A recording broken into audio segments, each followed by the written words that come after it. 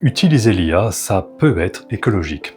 Je m'explique. On a tous vu passer la mode des starter packs sur LinkedIn et je me suis dit, et si je faisais la même chose mais sans utiliser l'IA? Juste pour l'expérience, j'ai utilisé un logiciel de modélisation 3D pour recréer ce type d'image. Et la première étape consiste à récupérer des références. Je me suis alors rendu dans un magasin pour filmer le rayon jouets.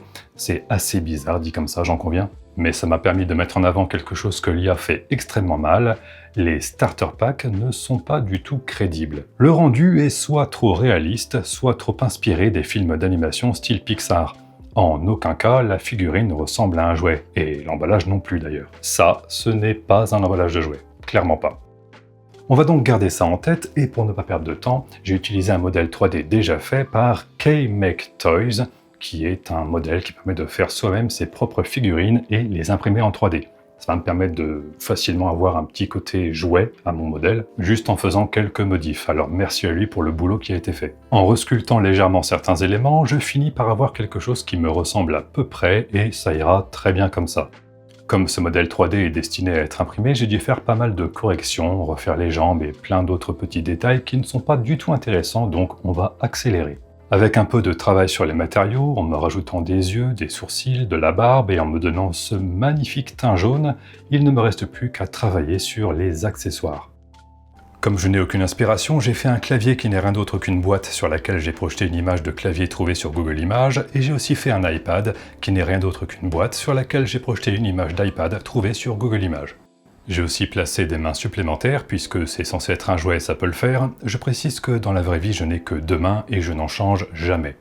Pour finir, on s'attaque au packaging. D'abord le plastique. Créer un matériau transparent, régler les paramètres de diffraction et ajouter une couche de saleté par-dessus pour ne pas que le plastique soit parfait, mais qu'on puisse voir quelques petites traces suivant l'angle. Ensuite, le carton, un fond avec une texture qui agresse les yeux comme sur les vrais emballages de jouets, quelques pictogrammes, un code barre et tant qu'on y est, on va aussi faire l'arrière de la boîte parce que pourquoi pas. On a maintenant un produit qui est fini, il ne reste plus qu'à le mettre en valeur. Pour ça, on va utiliser un HDRI pour avoir une lumière un peu plus réaliste avec plus de détails. Et on va surtout chercher à orienter notre modèle de manière à ce qu'il prenne la lumière sous le meilleur angle possible, pour que les reflets du plastique par exemple soient le plus agréables à regarder. Et voici le rendu final. C'est nul!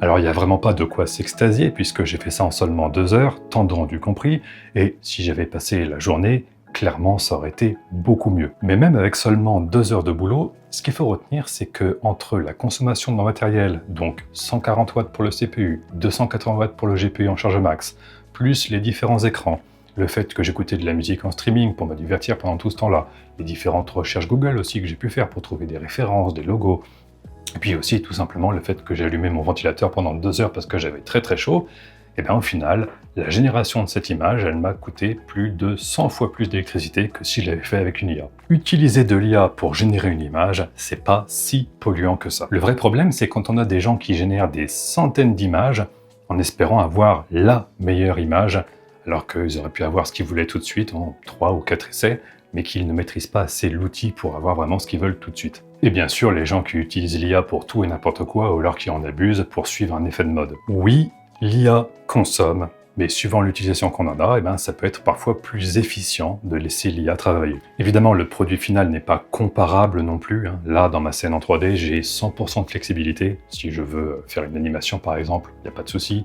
Si je veux faire une très grosse résolution pour ensuite l'imprimer sur un poster géant, c'est pareil, pas de problème. Donc l'IA a ses limites et ne remplace pas le travail minutieux d'un professionnel. Mais blâmer l'IA parce qu'elle pollue et qu'elle surconsomme, c'est pas la meilleure chose à faire. Par exemple, aujourd'hui, ça ne viendrait à l'idée de personne de prendre un gros V8 pour rouler seulement 5 mètres.